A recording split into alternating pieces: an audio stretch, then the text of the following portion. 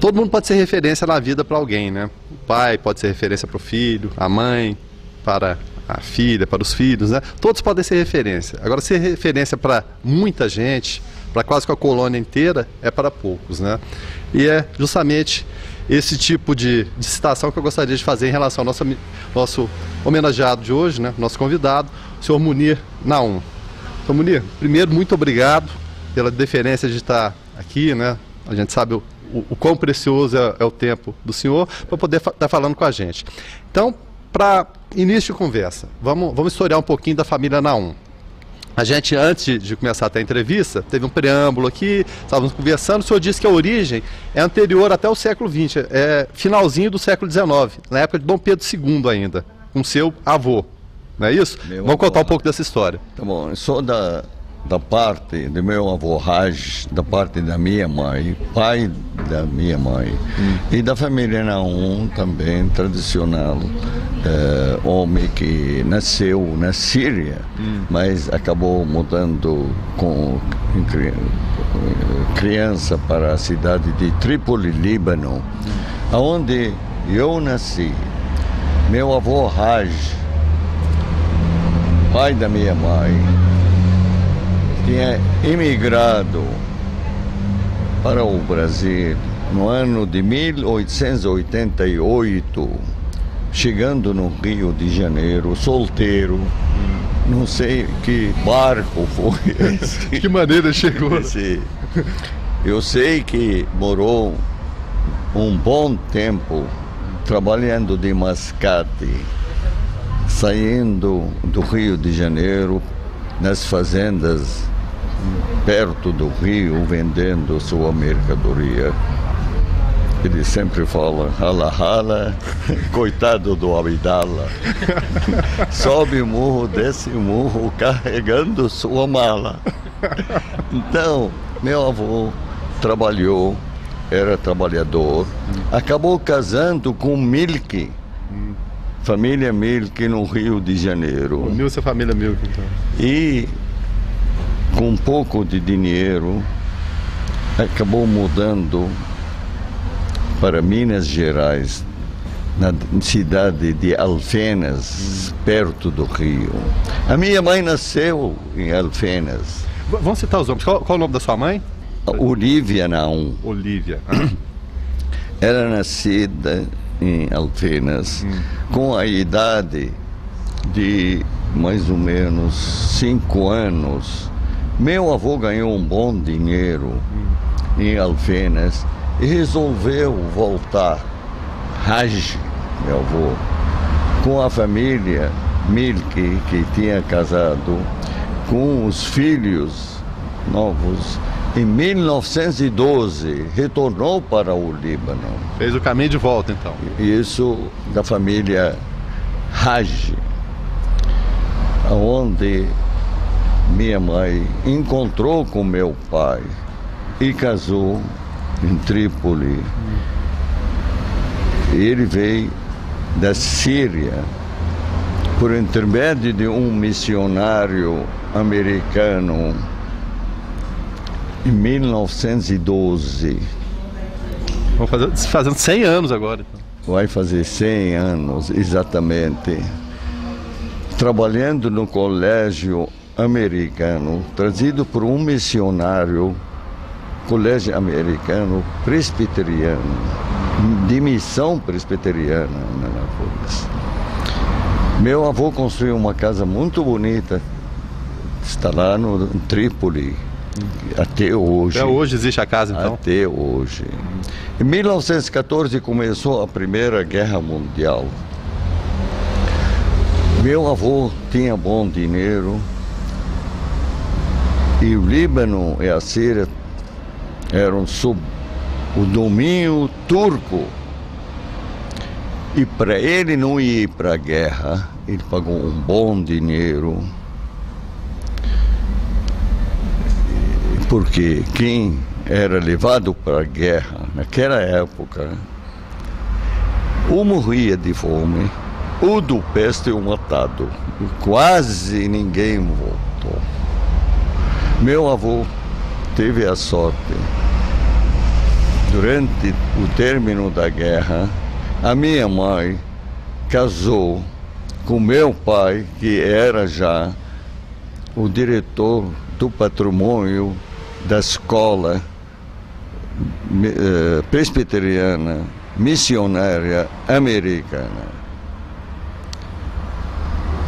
Em 1928, meu avô acabou vendendo a casa, o que tinha mais, e retornou para o Brasil, deixando a minha mãe em 1928, que eu conheço a história. Como meu avô deixou 2 dos filhos com a minha mãe. Se eu puder citar os nomes? Gibran Haj, avô do Robin. Trazendo Gibran com ele para cá, dos homens, deixando meu tio Nazir Haj e José Haj estudando no colégio para formar ainda na escola, aonde eu nasci em 1929. Eu sei que meu tio José se formou em 1934, licionou um ano no colégio, acabou vindo para cá porque Gibran, que veio com 14 anos para cá, acabou trazendo ele antes da Segunda Guerra Mundial. E meu tio Nazir, irmão, conseguiu trabalho na companhia como formado num colégio americano e já sabia a língua inglesa. Já era um grande referencial, né? Já tinha uma grande referência. Pelo Iraq Petroleum Company, em Trípoli, ele ficou lá. Meu tio Nazir ficou em casa, casou na minha casa com a família Muqdisi, onde nasceu o pessoal, o Nabil Haj, etc, etc. Eu nasci em 1928, menino. Você nasceu em Trípoli, né? Só pra gente historiar. Em Trípoli. Eu sou nascido em 1929, dia 21 de outubro de 1929. Sabendo que a guerra foi para nós muito difícil. O Líbano necessita de todo alimento, mercadorias que vinha de fora. E nós, Líbano e a Síria, estavam sob domínio francês. E como o Hitler invadiu a França, acabamos sendo, o Líbano e a Síria ficou um tempo pequeno sob domínio francês, sob domínio alemão. Mas aquela região que era praticamente toda dominada por Inglaterra, pelos ingleses. Somente o Líbano e a Síria eram dominados pela França. De Egito, Palestina, Jordânia, o exército inglês invadiu o Líbano em 1942 e nós ficamos novamente sob domínio dos aliados. Deixa eu abrir só um parêntese. Mas como funcionava uma guerra na cabeça da criança? Qual a visão que o senhor tinha da guerra naquela época? Um regime de economia máxima, tudo tudo alimento era controlado. Tudo racionado, né? Racionado e controlado pelo próprio governo. Dava as porções para cada um, cada família tinha direito a uma porção. Cada família tinha direito de tanto de açúcar por mês, por pessoa. Carne era coisa mais difícil também. 3, 4 dias por semana. Não podia vender carne, não tinha geladeira naquela época e nem dinheiro também para comprar carne. Nem se tivesse, não ia adiantar nada. Não adiantava nada. Em 1942, o exército inglês acabou ocupando o Líbano e a Síria. E eu, menino, que continuamos estudando no colégio, já estudava no colégio, onde meu pai era o diretor do patrimônio do colégio, casado com a minha mãe, que é irmã do Gibran, que estava aqui, e José, que ficou com ela, José Raj, que acabou imigrando para Anápolis, para o Brasil, em 1935. Ficou meu tio Nazir, que conseguiu pegar um trabalho com o Iraq Petroleum Company. Ele casou na minha casa, e onde a família também, com a família Mugdisi, que é conhecida, que hoje veio para o Brasil e estão em Brasília. Enfim, em 1942, eu já era menino de 13 anos. Em 1943, nas férias de 3 meses do colégio, de junho, julho, agosto até setembro, eu consegui trabalho com a idade de 14 anos, como praticamente office boy. Em primeiro, junto com um sargento australiano também, que faz parte do exército britânico, eu trabalhei na estrada de ferro que começaram a construir entre Trípoli e Beirute, no Líbano. Eu, como já falava um pouco de inglês, eu traduzia para os trabalhadores, mais ou menos. No ano seguinte, eu consegui, nas férias, ocupar um lugar onde existe o almoxarifado geral do exército, mas já com soldados ingleses, não australianos, porque era misturado indianos, australianos e ingleses. E trabalhei como office boy, mas o menino já era de 14 anos, eu ganhava meio salário porque eu era menor. Mas os oficiais gostavam muito de mim. Na hora dos pagamentos, o major, eu me lembro bem, me deixava sentar ao lado para fazer os pagamentos. Ele fazia as notas maiores, eu conhecia bem na moeda, eu pagava os trocados. Eu era um homem importante. Num trailer, fazendo os pagamentos, 14 anos, office boys. O interessante era tudo difícil. Como eu ganhava pouco, eles tinham no final de todo o mês, eles ganhavam alguns enlatados de carne que vinha da Austrália, marmeladas, coisas. Eles me davam, nunca pedi nada. Eu levava para minha casa, para minha mãe. 2 anos trabalhei com eles. E aconteceu também, tinha uma parte do exército indiano, que eles gostavam de mim. E participei de uma festa onde, à noite, eles fizeram um tipo de um jantar. A comida deles era, eu me lembro bem, de arroz com molho.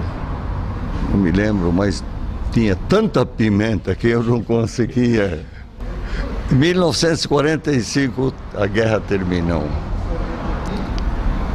Nesse meio tempo, em vez de trabalhar com o exército, meu pai, como o diretor de patrimônio, começar a fazer a pintura e a forma dos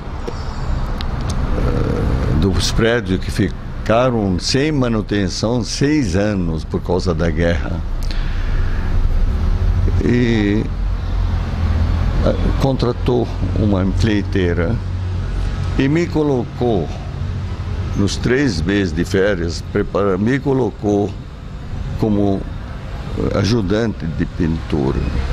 Trabalhei 3 meses aprendendo a pintar, mas eu ganhei pouco, mas dei todo o meu dinheiro para o meu pai. Eu tornei-se pintor. No ano seguinte, ficou uma parte pequena, as mesas mais banheiros que não terminaram. Eu falei com meu pai, eu pego de empreitada pela metade do preço.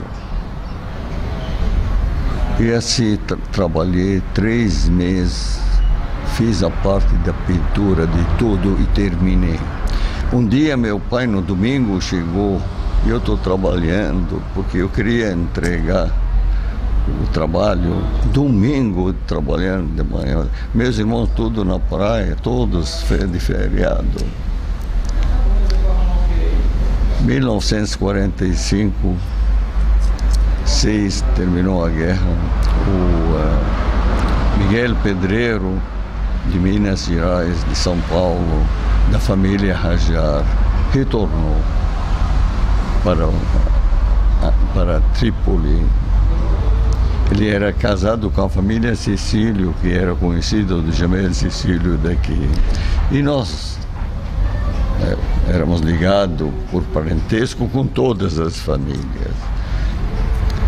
E como um da família Rajar, que é o Hana Rajar aqui, também da família Rajar, acabou ficando na minha casa e o Miguel Pedreiro pagando a pensão dele e o estudo no colégio da mesma classe minha, formamos junto no Líbano. Conheci Miguel lá, o Farah.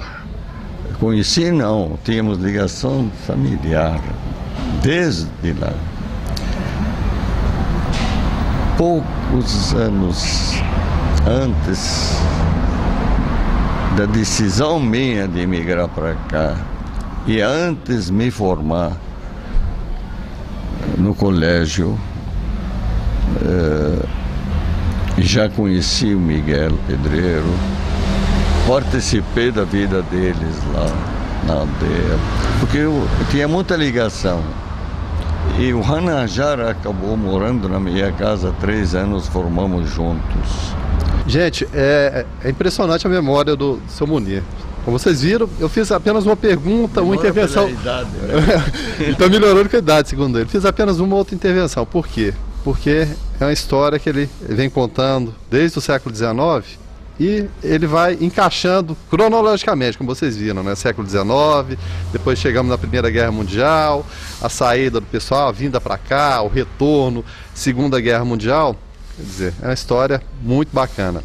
Daqui a pouquinho a gente volta para o segundo bloco, seu Munir, para a gente falar um pouquinho de como a família Naum, e mais especificamente, seu Munir veio parar na cidade de Anápolis. E vamos apresentar um outro convidado que está do lado da gente também. Estou de saída do Líbano. Ele está de saída do Líbano, viu, gente? Daqui a pouco ele volta, tá? Ele volta já no Brasil. A gente deixou como gancho no final do primeiro bloco, ele estava quase saindo do Líbano, né? A gente prometeu que no segundo bloco já chegaria no Brasil. Só que antes de chegar no Brasil, tem uma historiazinha para contar. O que levou o senhor a ter essa vontade de vir para o Brasil, seu Munir? Depois da Segunda Guerra Mundial, os imigrantes libaneses sírios retornaram a visitar seus parentes, conhecidos, passar um tempo, matar a saudade da terra do Líbano. E que nós éramos ligados a essas famílias. E, no meu entender, eu ia terminar meu estudo, o high school secundário, na escola missionária de Trípoli, missionária americana, presbiteriana, onde meu pai também trabalhou a vida inteira. E sabia que meu pai não tinha condições, como uma família grande, de poder mandar os filhos para estudar em cursos superiores. Eu, como ambicioso, eu pensei bem, tudo parece que esses patrícios migrando para os outros países retornam ricos. Eu também queria trabalhar e ficar rico. O senhor já tinha noção do que seria o Brasil naquela época ou não? Era simplesmente a América? Eu sabia mais ou menos o que na história conta sobre vendas, que o Brasil era um país que produz açúcar e café. Mais nada? Mais nada. Sabia que parte da minha família também estavam aqui, estavam bem. A família Raj, que já tinha emigrado, retornando para este país. Convenci meu pai para me dar passagem e a minha mãe ficou triste. Me perguntou, mas você é menino, 18 anos, o que você vai fazer lá? Falei, mãe, não se preocupe, 5 anos vou me emigrar, 5 anos de retorno, rico. Tu garantiu isso para eles? Interessante. Meu pai acabou entendendo as minhas intenções e procuramos uma maneira de poder conseguir o visto do consulado brasileiro para cá, porque eu era de menor idade, praticamente, para poder viajar sozinho, com 18 anos de idade, somente com 18 anos de idade. Eu tinha que ter 21 anos. Mas acabou meu pai encontrando uma agência de viagem. Diz que não se preocupa, eles são responsáveis para o visto. E assim mesmo, meu pai pagou um pouco mais caro e finalmente, dia 21 de novembro de 1947, com 18 anos de idade, mais 30 dias, embarquei em Beirute, despedindo do meu pai e da minha mãe e entrando num navio cargueiro de origem grega, depois da Segunda Guerra Mundial, imagina. Tinha 30 passageiros no porão, mais nada, porque era de cargueiro, não tinha de comercial. O interessante, abri meu passaporte e eu nascido em 1929 e somente mudar para 1924, mas eu não tinha como retornar, reclamar a ninguém. Tudo 5 anos mais velho até hoje. Não, e aparenta bem menos, é claro, né? Sem dúvida nenhuma, mas é uma revelação, né? Pouca gente acredita que saiba disso, né? E aconteceu, embarcamos em Beirute, caminho do Brasil. Passamos pela Itália, passamos por tempestade. Imagina um navio cargueiro, então pegamos tempestade na época do inverno, mas chegamos finalmente, passamos pela Itália, Genova, depois Marsella, na França. E quando nós chegamos na França, na época de inverno frio, acabamos ficando em Marsella por um tempo de 1 semana, 10 dias. Embarcamos num trem até Bordeaux, no Atlântico. para pegar outro navio cargueiro. Ficamos juntos. O interessante, quando entrei no navio, eu não sabia, encontrei com Farah Hajar, da família Hajar, do Armazém Triângulo, na mesma beliche. Ele ficou em cima, eu fiquei embaixo. Passamos praticamente 8 dias, um mar agitado, ninguém comeu nada, quase não bebeu. Quando nós chegamos na Itália, um dia que parou, nas ruas encontramos vendas de bisnagas de pão, cada um pegou uma bisnaga. Porque o mar era tão agitado, todo mundo molhado, não adiantava.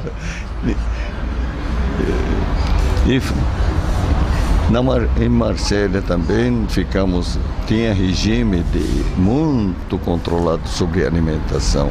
Pouco que nós comemos, muita comida nós trouxemos com nós,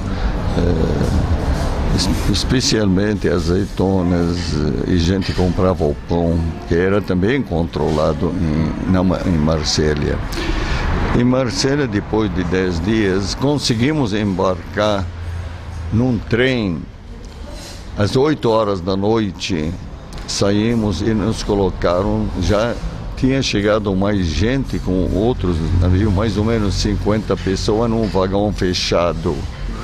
Saímos às 8 horas da noite e chegamos em Bordeaux às 5 da madrugada. Quando abriram a porta do vagão, porque sentados todos no chão, o frio, a terra estava congelada, a temperatura abaixo de 0, certeza. E eu e o Farah estava com pouca roupa. Meu pai tinha dado um cobertor, eu tinha mais um suéter, então passei para o Farah. E procuramos uma pensão, ficamos 4 dias em Bordeaux e embarcamos no outro navio cargueiro que vinha para levar banana, mas também no porão. Finalmente a viagem... Deixa eu abrir um parênteses aqui. Bateu um arrependimento, falou, puxa vida, o que eu estou fazendo aqui? Deixa eu voltar para casa ou a vontade foi firme o tempo todo? Nunca perdi a esperança de chegar no Brasil. Para mim tudo era até coisa interessante, alegria, mas nada. Querendo chegar e começar a trabalhar, procura de trabalho, eu queria vencer na vida. Então poucos dias antes de chegar, que o nosso destino era Santos, o Farah, estávamos juntos, Hajar, me pediu para mandar um telegrama naquela época do navio que podia, para o irmão dele, Jorge Hajar, Jorge Pedreiro, que nós íamos chegar dia 6 de janeiro de 1948, que nós embarcamos em final de 47.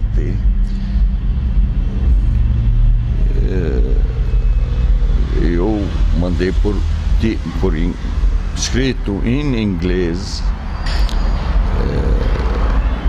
para o Jorge Pedreiro em Anápolis. E eu não sabia que o Jorge Pedreiro era vizinho do meu tio Gibran, nunca sabia que ia ser isso.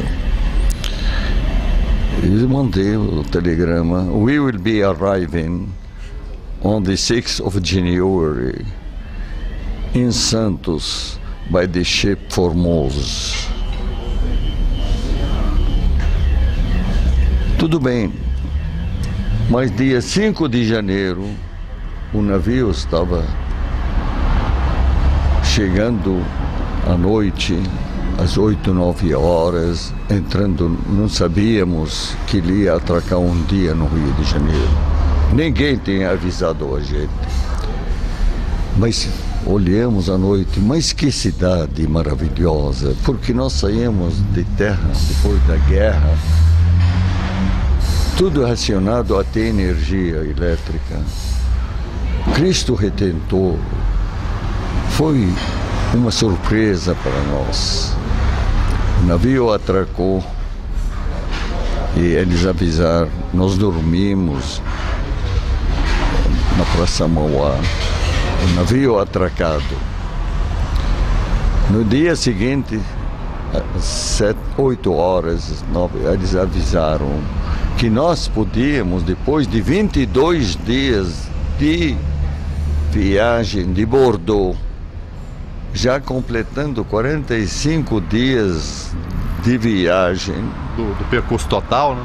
No total foram 48 dias até Anápolis, onde eu cheguei dia 9 de janeiro de 1948, que é segunda-feira.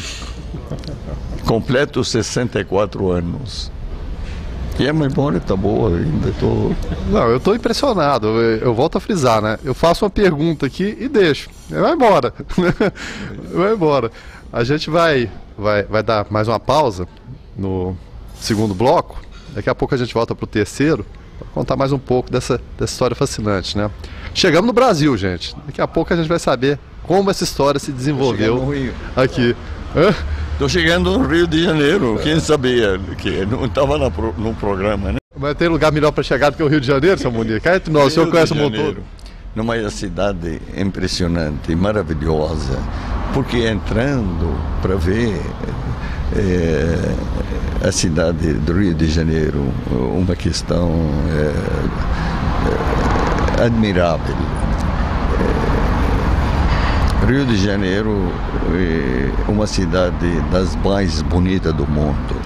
Então tá certo. Daqui a pouquinho então a gente continua essa história, ou a contar essa história. Eu não tô nem contando, ele tá contando, né? O seu Munir Naum, história maravilhosa aí a respeito da imigração sírio-libanesa, mais especificamente a história pessoal dele. Daqui a pouco a gente volta.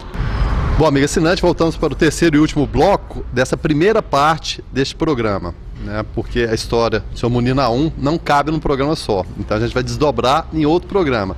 A gente parou no segundo bloco no Porto do Rio de Janeiro, chegando no Rio de Janeiro, Praça Mauá. Seu Munir Naum, ele vai falar mais um pouquinho dessa história no Rio de Janeiro. Como foi essa história lá, seu Munir? Esse primeiro programa chegando no Rio de Janeiro, nesse programa não vou cobrar, no segundo programa vou cobrar alguma coisa pelo trabalho que estou, pela história. Mas chegando no Rio de Janeiro, o navio atracou lá para as 10, 11 horas na Praça Mauá. No dia seguinte recebemos aviso do comandante, também navio cargueiro. Com todo o conforto, né? Todo o conforto.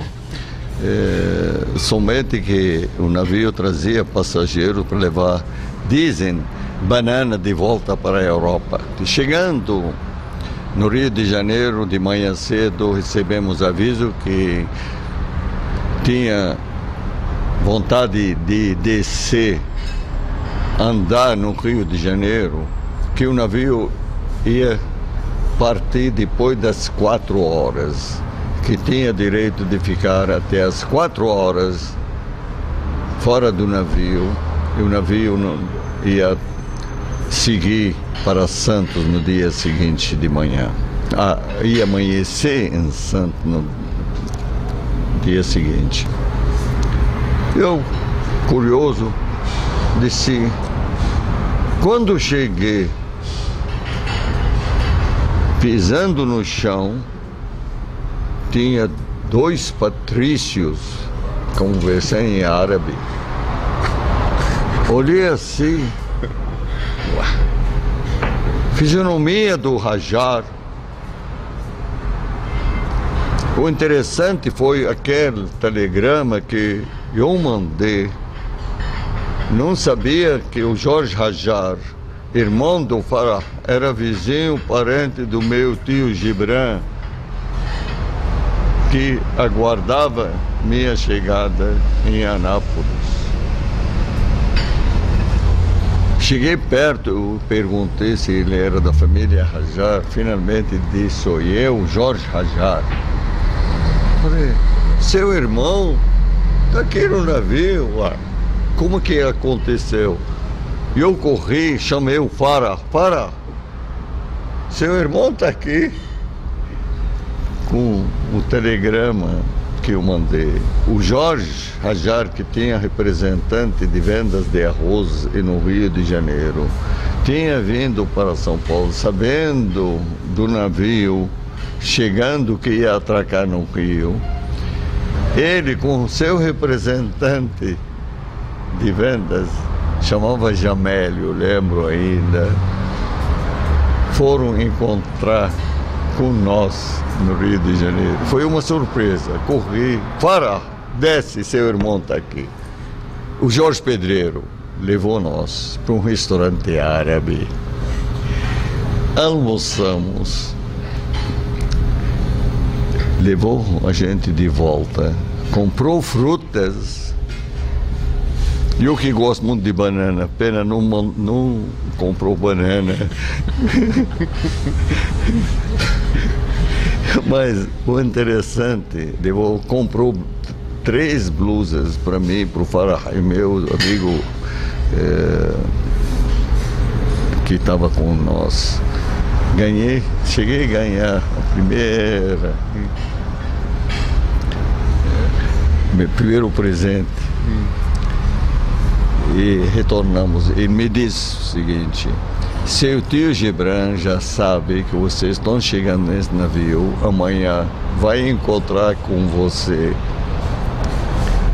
em Santos. E foi assim.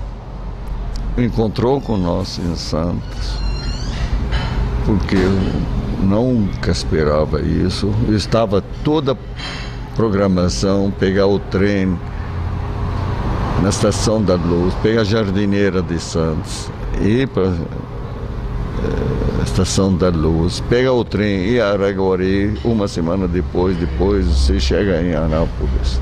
Esse era meu roteiro. Mas para a maior surpresa minha, pelo telegrama que eu mandei, meu tio foi me receber em Santos. O Jorge Pedreiro pegou o avião no dia seguinte, também estava junto. Nos levaram para o Hotel Bardaune, na rua 25 de março, comida árabe.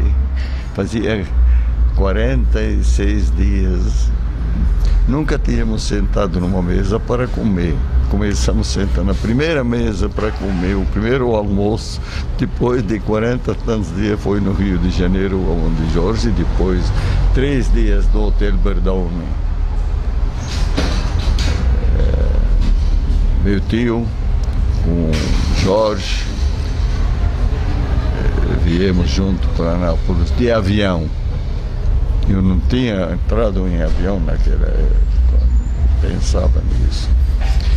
Chegamos em Anápolis, no aeroporto internacional, depois fiquei sabendo. Eu não me lembro bem o nome da companhia, era Aerovias Brasil mesmo, mais ou menos isso. Mas para minha surpresa, quando nós chegamos, o avião pousou no campo, no atual campo de aviação aqui de Anápolis. Encontramos o avô do Rashid Khoury, avô, aguardando a nossa chegada. Nos levou num carro 39, porque fabricado antes da Segunda Guerra. Era baixinho, igual o Rashidinho. Descendo a rua São Francisco. O colégio, interessante, era uma construção bonita, nova. Era dia 9 de janeiro de 1948. Hoje, dia 6, dia 9 é segunda-feira. O carro chovendo, flutuando, porque não existia nada de asfalto, existia lama. E o Rashid, avô, olhava para trás e eu sou bom motorista, correndo, e me lembro, flutuando tudo em cima. E acabei chegando na casa do meu tio, aonde acabei ficando por mais 5 anos, trabalhando com meu tio Gibran, onde eu ocupei todos os cargos, tornando-se até o gerente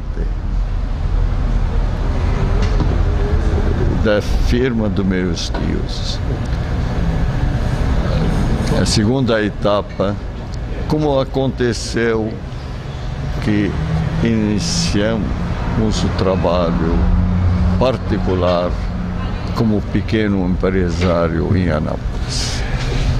Só um minutinho, só para a gente encerrar esse terceiro bloco, e como a gente disse, o programa vai se desdobrar em 2, conta só para a gente a história da preparação do senhor com seu pai lá. Seu pai sabia que havia aquele desejo de migrar para aprender a dirigir.